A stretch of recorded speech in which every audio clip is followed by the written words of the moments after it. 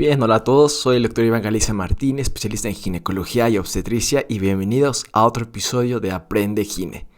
El tema de hoy es anatomía y clasificación de los genitales femeninos, implicación para el manejo quirúrgico cosmético.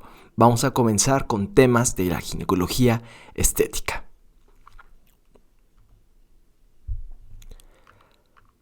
Vamos a comenzar con los puntos claves y el punto número 1 es que la comprensión de la anatomía de los genitales femeninos es fundamental para la planificación y para realizar una adecuada técnica quirúrgica de la cirugía cosmética. Es esencial conocer toda la anatomía y sobre todo la irrigación de los labios menores y labios mayores. El punto número 2 es: se debe realizar un examen sistemático de los genitales femeninos, iniciando con el monte de Venus, los labios mayores, los labios menores, el clítoris. En pocas palabras, todo el complejo vulvar. Algo que es muy importante recalcar es que existen amplias variaciones.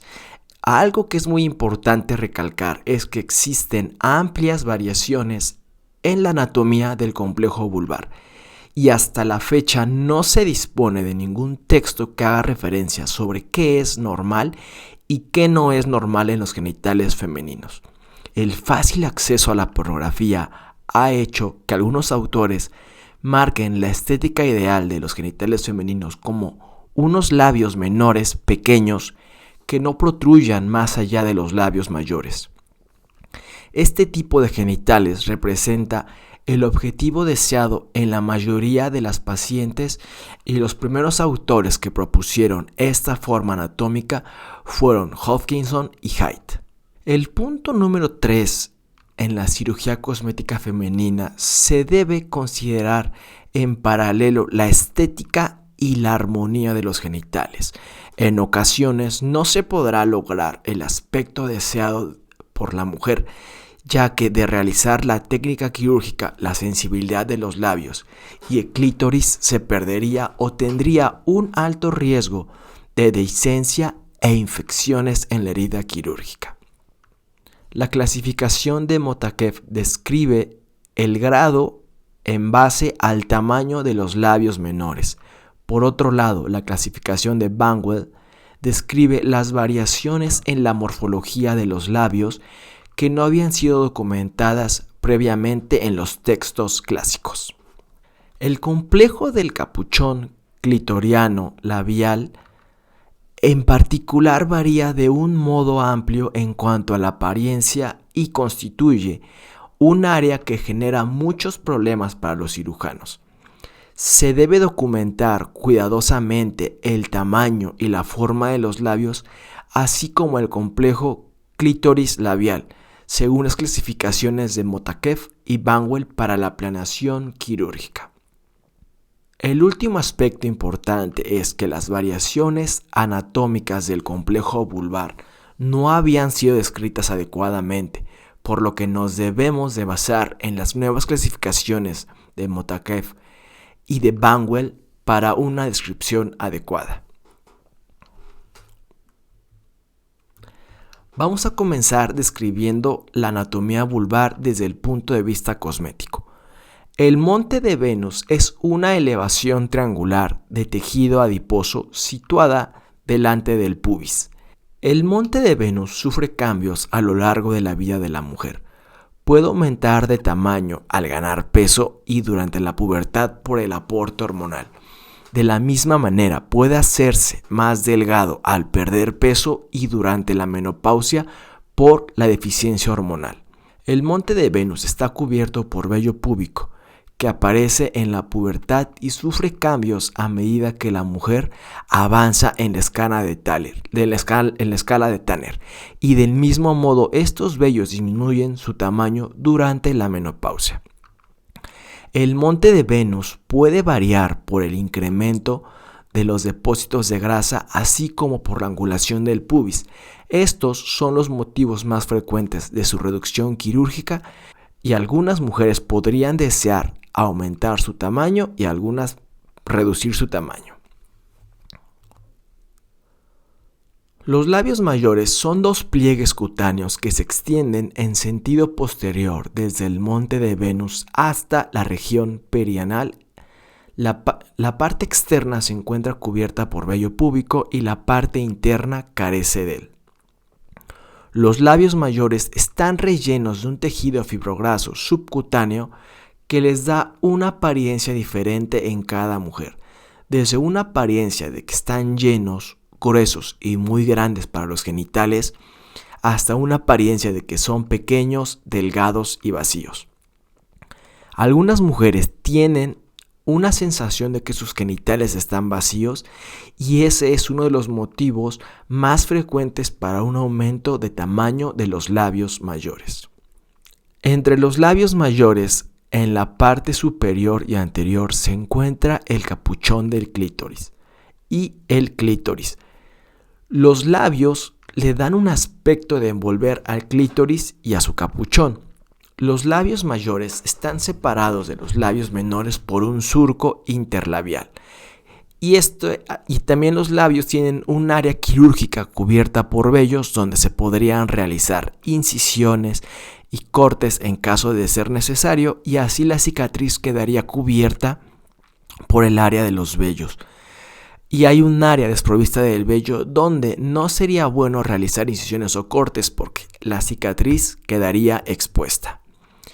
En algunas mujeres no se delimita adecuadamente la separación entre los labios mayores y menores, además de que no hay vello entre esta separación. Una cirugía de reducción podría dejar una cicatrización visible en este tipo de genitales femeninos. El clítoris se encuentra debajo del capuchón clitoriano o prepucio, el cual se divide en los frenillos o pilares del clítoris que se unen en el tercio superior a los labios menores. Es muy importante identificar estos pilares porque no se deben de lastimar durante los procedimientos quirúrgicos. Es muy importante respetar los pilares del clítoris. En el clítoris también se encuentra el meato urinario justo en el vértice de los pilares del clítoris. Pero a diferencia del hombre, donde la uretra y el glande están completamente unidos, en la mujer la uretra no forma parte del clítoris ni de sus cuerpos musculares. Los labios menores son sin duda la parte de los genitales femeninos donde se centra la cirugía cosmética femenina. Los labios menores continúan desde la parte ínfero-posterior del clítoris hasta llegar al perineo.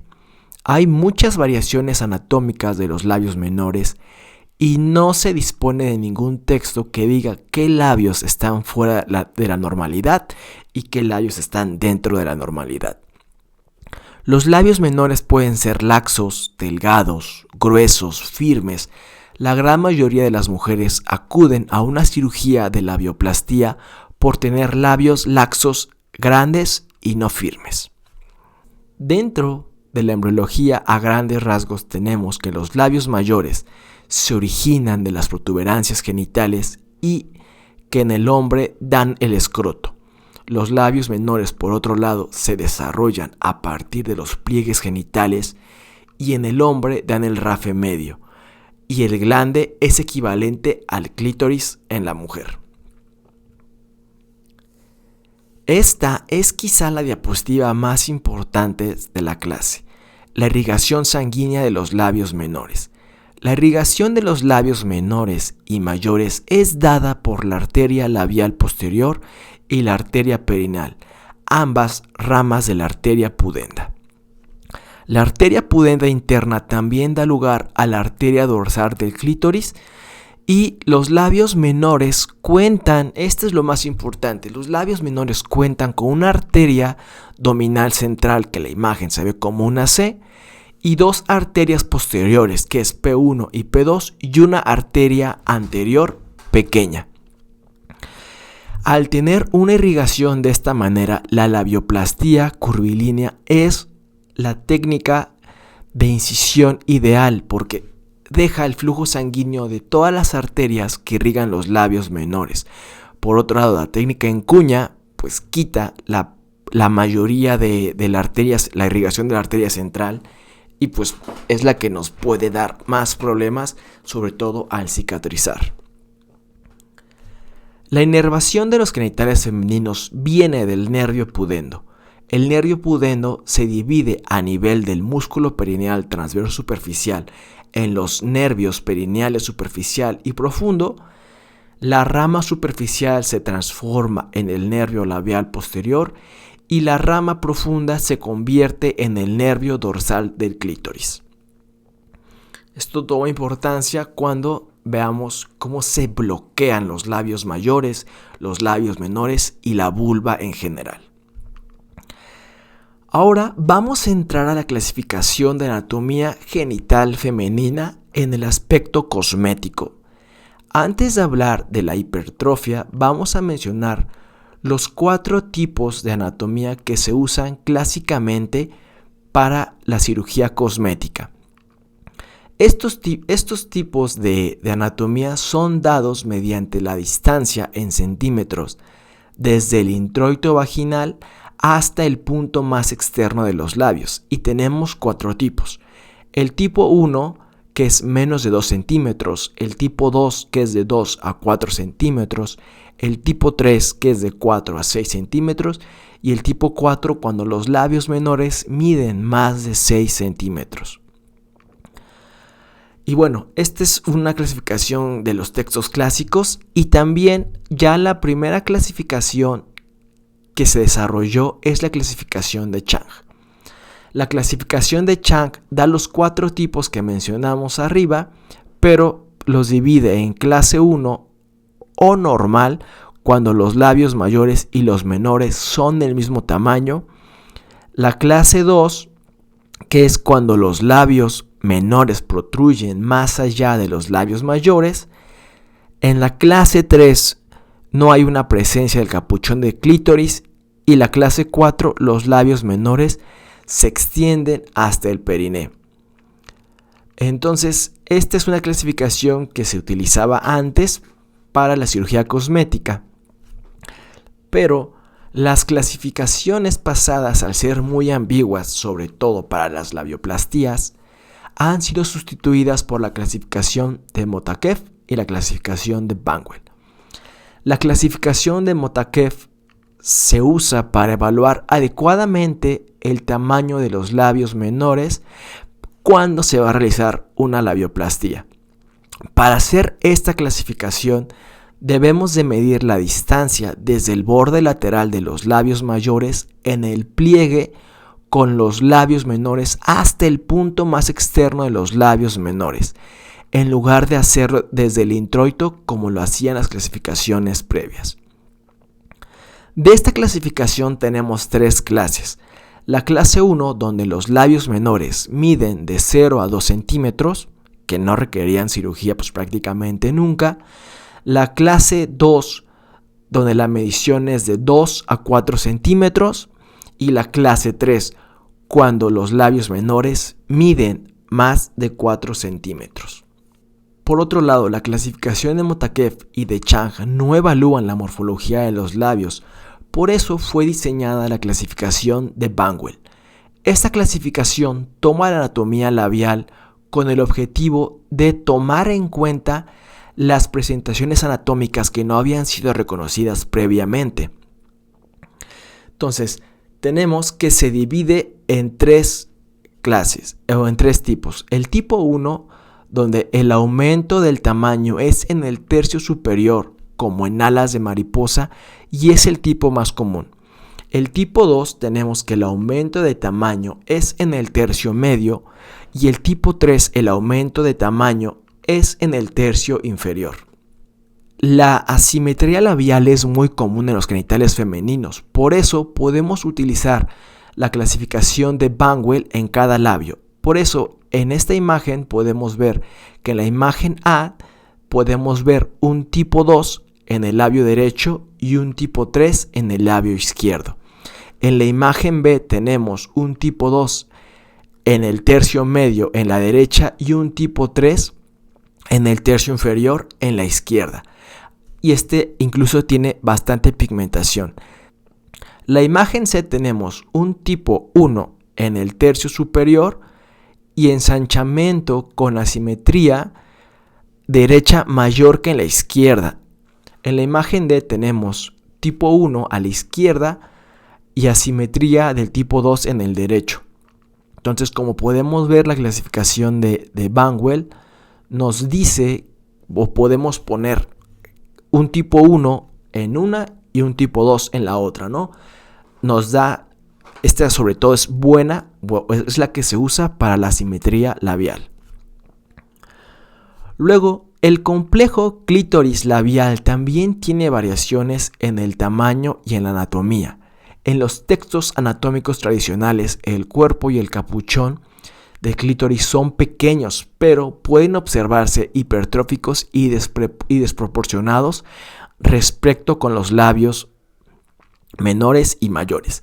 El frenillo bilateral va desde el capuchón clitoriano y se inserta en los labios menores, y estos son dos estructuras que se deben de respetar siempre durante las técnicas quirúrgicas.